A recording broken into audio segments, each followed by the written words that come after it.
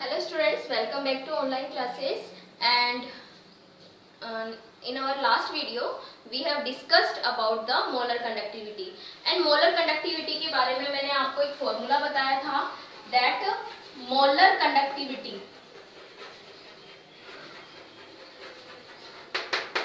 can be find by taking this formula del m naught minus a under root सी.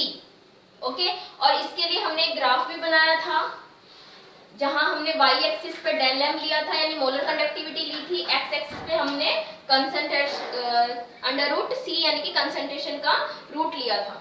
ठीक है, तो हमने इस जो फॉर्मूला है हमारे पास में, इससे हमें पता चलता है कि स्लोप नेगेटिव है. एंड तो ग्राफ हमारे पास स्ट्रॉन्ग इलेक्ट्रोलाइट के लिए इस तरीके से आया.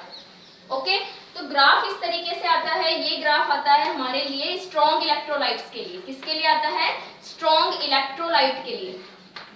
ओके, और वीक इलेक्ट्रोलाइट के लिए ग्राफ आता है इस तरीके से. वीक इलेक्ट्रोलाइट के लिए ग्राफ आता है इस तरीके से. ये मैंने आपको कल नहीं बताया था, सो इसे हमें कंप्लीट करना है. वीक इलेक्ट्रोलाइट के लिए ग्राफ आता है कुछ इस तरीके से. अगर हम स्ट्रॉन्ग इलेक्ट्रोलाइट वाले ग्राफ को एक्स्ट्रा प्लॉट करते हैं तो यहाँ पर जहां पर कंसंट्रेशन अब जीरो हो जाती है, यहाँ पर जो डेल एम की वैल्यू आती है उसे हम बोलते हैं डेल एम नॉट. क्या बोलते हैं हम उसको? Del M naught. Del M naught is known as limiting molar conductivity. Limiting molar conductivity क्या बोलते हैं हम इसको? Limiting molar conductivity. Del M naught क्या है? ये लिमिटिंग मोलर कंडक्टिविटी होती है. और इसे हम डिफाइन कैसे करते हैं कि जब एट इनफिनाइट डाइल्यूशन पर जब V क्या मान लेते हैं हम? वॉल्यूम क्या मान लेते हैं? इनफिनाइट. देन हम बोल देते हैं कि C जो होगा वो जीरो के लगभग हो जाता है. ओके, कंसंट्रेशन कितनी हो जाती है? जीरो. देखिए कंसंट्रेशन जीरो किस तरीके से हम मान लेते हैं, इसको आपको समझना है कि अगर हमने मान लीजिए पहले हमने यहाँ पर वाटर है और इसमें हमने 1m सॉल्यूशन लिया. ठीक है, तो जो इलेक्ट्रोलाइट के जो आयंस होते हैं वो बहुत पास होते हैं. देखिए इतने पास होते हैं. ओके, लेकिन अगर हमने इसको इतना वाटर से फिल कर दिया, अब जो ये 1m इलेक्ट्रोलाइट है वो इलेक्ट्रोलाइट्स के जो आयंस हैं वो क्या हो जाते हैं? दूर हो जाते हैं. दूर हो जाते हैं. तो अगर हम 1 mm क्यूब अगर वॉल्यूम लेते हैं कहीं से भी हम 1 mm क्यूब वॉल्यूम अगर लेते हैं तो वहां पर हमें नंबर ऑफ आयंस कितने मिलते हैं? जीरो. यहाँ पर हमें एक भी आयन नहीं मिलता है. क्यों? क्योंकि अब आयंस जो होते हैं वो बहुत दूर हो गए हैं. तो यहाँ पे कंसंट्रेशन जीरो का मीनिंग होता है ये, जबकि हमने कंसंट्रेशन जीरो नहीं करी है बट इनफिनाइट डाइल्यूशन कर दिया है. और इनफिनाइट डाइल्यूशन करने पर जो 1 mm क्यूब जो वॉल्यूम होता है वहां पर हमें नंबर ऑफ आयंस नहीं मिलते हैं. और इसी का मतलब होता है कंसंट्रेशन का जीरो हो जाना.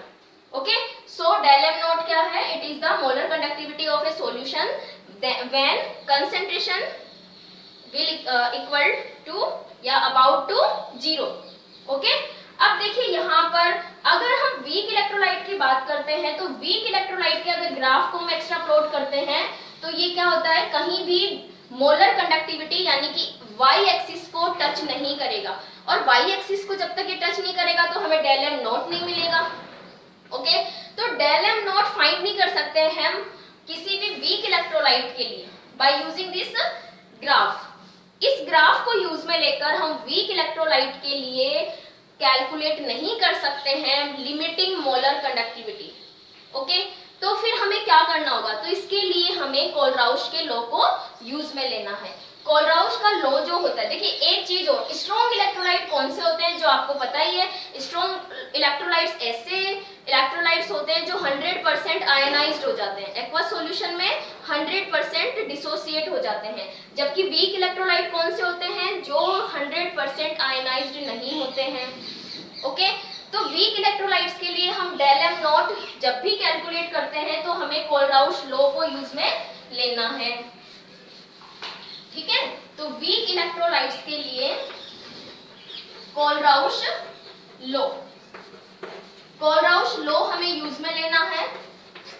और कोलराउश लॉ क्या बोलता है, किसी भी वीक इलेक्ट्रोलाइट हो चाहे स्ट्रॉन्ग इलेक्ट्रोलाइट हो, वैसे तो हम इस लॉ को वीक इलेक्ट्रोलाइट्स के लिए यूज में लेते हैं, बट ये लॉ क्या बोलता है, ये बोलता है कि अगर हमें मोलर कंडक्टिविटी कैलकुलेट करनी है, यानी कि लिमिटिंग मोलर कंडक्टिविटी कैलकुलेट करनी है, देन लिमिटिंग मोलर कंडक्टिविटी किसी भी इलेक्ट्रोलाइट के आयंस की इंडिविजुअल आयनिक कंडक्टिविटी के सम के इक्वल होती है।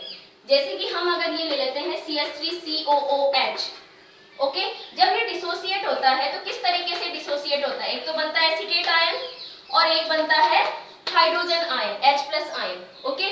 तो अगर हमें इस वीक इलेक्ट्रोलाइट के लिए डेलम नॉट कैलकुलेट करना है तो हम इसको कैसे लिख सकते हैं, डेल CH3COOH नॉट लगा देते हैं and it will equal to the इन दोनों आयंस की इंडिविजुअल आयनिक कंडक्टिविटी के सम के इक्वल। तो इसकी आयनिक कंडक्टिविटी को हम ऐसे लिख देते हैं, ठीक है, और ये ऐड हो जाती है हाइड्रोजन आयन की आयनिक कंडक्टिविटी में।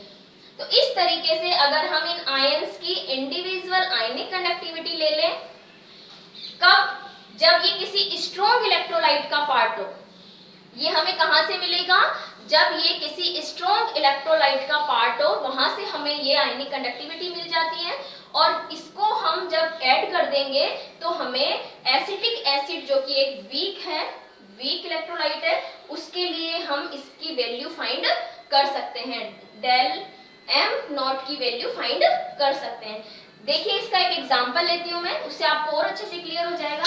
आपको अगर मैं डेल m पूछ लेती हूँ इसके लिए, एसिटिक एसिड के लिए, ठीक है, ये आपको फाइंड करना है, और आपको गिवन है डेल m CH3COONA, ठीक है, एक इसका आपको वैल्यू गिवन है, ठीक है, मान लीजिए इसकी वैल्यू a है, और आपको डेल m HCl गिवन है, ठीक है, इसकी वैल्यू आपको b गिवन है, एक आपको डेल m NaCl गिवन है, इसकी वैल्यू हम मान लेते हैं c है, आपको दे रखी है, ओके।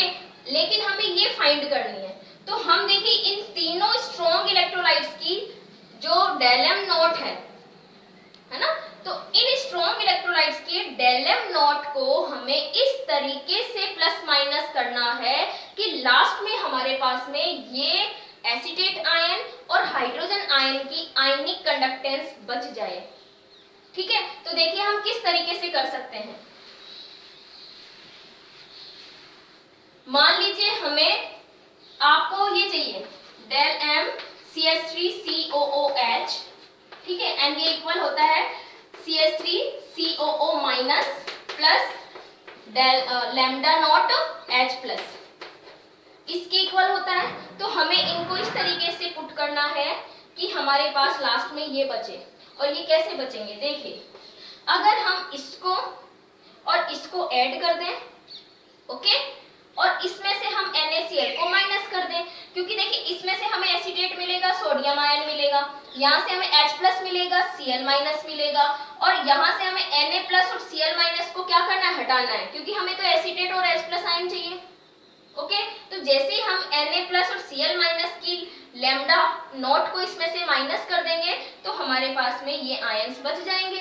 तो कैसे करेंगे, देखिए हम CH3COONA इसको ऐड कर देते हैं, किसमें, HCl में ऐड कर देते हैं, फिर हम इसमें से NaCl को माइनस कर देते हैं, ठीक है। तो देखिए अब इसको अब हमें कैसे लिखना है, कैसे हम इसको लिख सकते हैं, देखिए इसको हम लिख सकते हैं CH3COO माइनस प्लस, ठीक है, Na प्लस, ठीक है, इसको हम कैसे लिख सकते हैं, H प्लस Cl माइनस, ये लिख सकते हैं हम, प्लस इसको कैसे लिख सकते हैं, माइनस में है सो हमें माइनस पुट करना है, ठीक है, ये Na plus minus lambda Cl minus, तो ये हमारे पास में आ जाता है जब हम इसको इनकी आयनिक कंडक्टेंस के फॉर्म में लिखते हैं। अब यहाँ से देखिए Na+ से Na+ गया, Cl- से Cl- की आयनिक कंडक्टेंस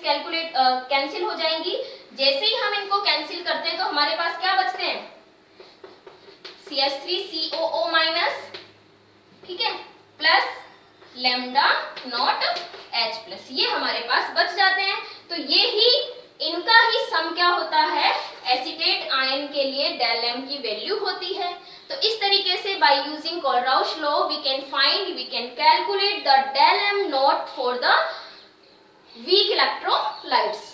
ओके, तो वीक इलेक्ट्रोलाइट्स के लिए आपको जो स्ट्रॉन्ग इलेक्ट्रोलाइट्स होते हैं उनकी आयनिक कंडक्टेंस को यूज में लेनी होती है और उनको इस फॉर्मेट में पुट करना है कि हमारे पास में लास्ट में ऐसे आयंस की आयनिक कंडक्टेंस बच जाए जो हमारे उस वीक इलेक्ट्रोलाइट में हैं। ओके, इस तरीके से ये चैप्टर हमारा फिनिश होता है। नेक्स्ट हम बात करते हैं